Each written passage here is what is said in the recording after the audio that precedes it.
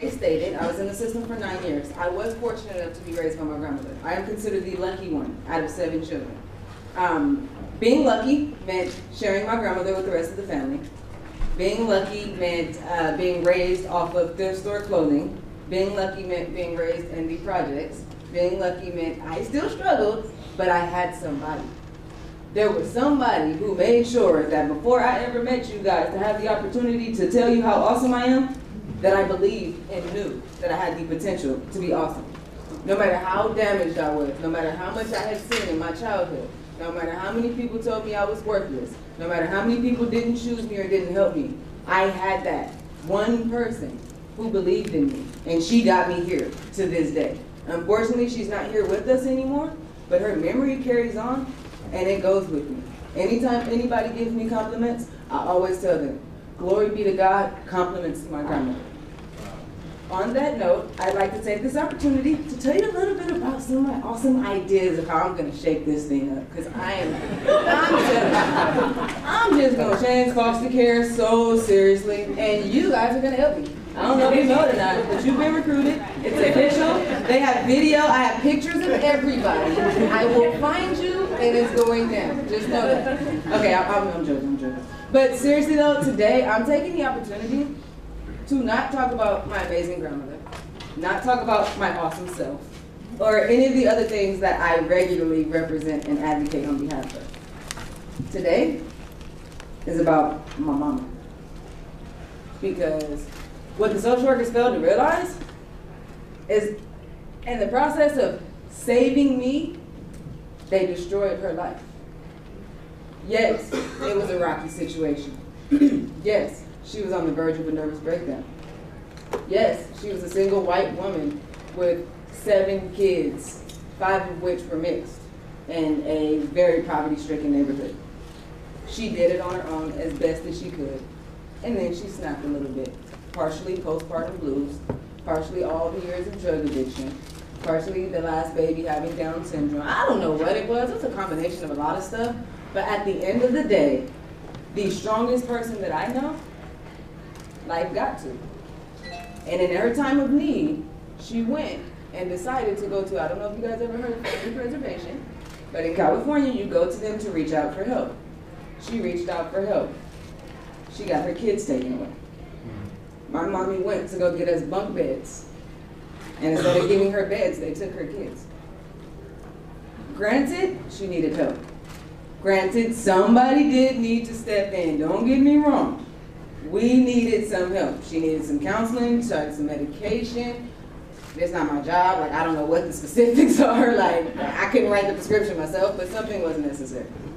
Instead, they took away the last thing that she had left. We were her hope. We were her reason for waking up every day. We were the reason why she fought the illness to be as normal as she possibly could. And it's very interesting to me being able to see the situation full circle, because when I was 9, they told me my mother was unfit and she was not able to take care of me. I sit here at 25 and my mother is the only person I have. Right now, my bipolar schizophrenic tell you all about how Obama's her cousin, she runs the radio, and all you guys in this room pretty much owe her millions of dollars. You guys are the government, and supposedly last time I checked, anybody got any checks that they want to write and pass down to my mama, I'll take them back to her. Because she's been telling me that you guys owe her for years. I'm just saying. But on a serious note, I try to make light of it. You got to. If you can't laugh, you're screwed. That's my philosophy. All right, no checks though, seriously? No? But no, I would really like to let you guys know that if I'm this awesome, imagine where I got it from. If I'm this smart, picture where those genes came from. Nobody took the time to try to save my mom. Nobody took the time to try to save my family unit.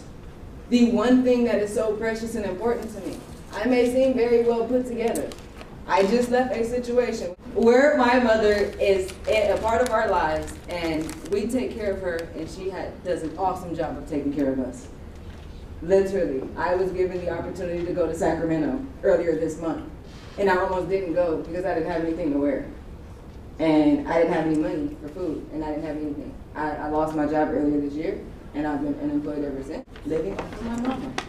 The same person that still talks to herself, the same person that was too unfit, the same person that nobody decided to help, got me to Sacramento.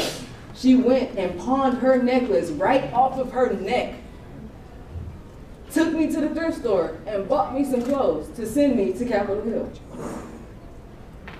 Now, I bet you if I called my social worker, or my ILP coordinator, or any of the people who probably have the funds to try to do this stuff, they wouldn't have helped me. The only person I had was the person that they told me was unfit. The person that believes in me and invests in me. This little $6 watch. It's my pride and joy right now. I got it when I got back from Sacramento. And my mommy told me to my face how proud of me she was. And how she was happy that if she messed up on every single one of us, somebody got something right. And that's exactly what she told me. I'm taking this opportunity to speak on her behalf because I feel like the priority that takes place when people come walking into somebody's lives and know nothing about it, if anybody would have talked to me, I would have told them then like I told them now, like I'll tell them now. That's my mama. She's important. She's smart, she's amazing, she's just struggling right now and she needs some help. Nobody helped her. Don't worry, I'm not asking for help. I will help my mama. I am working on it. I will get a job. I will do the things I need to do. And actually that's what I'm looking to do is put her in an apartment to where we can bunk together and I can be there to take care of her. Not only that, due to my stint in the system and everything that I learned throughout that time, one day, I vouch right here in front of you all, my first mansion will be filled with foster children. I say first because I'm going to have a few of them. No kidding. I will. Quote me, somebody write this down.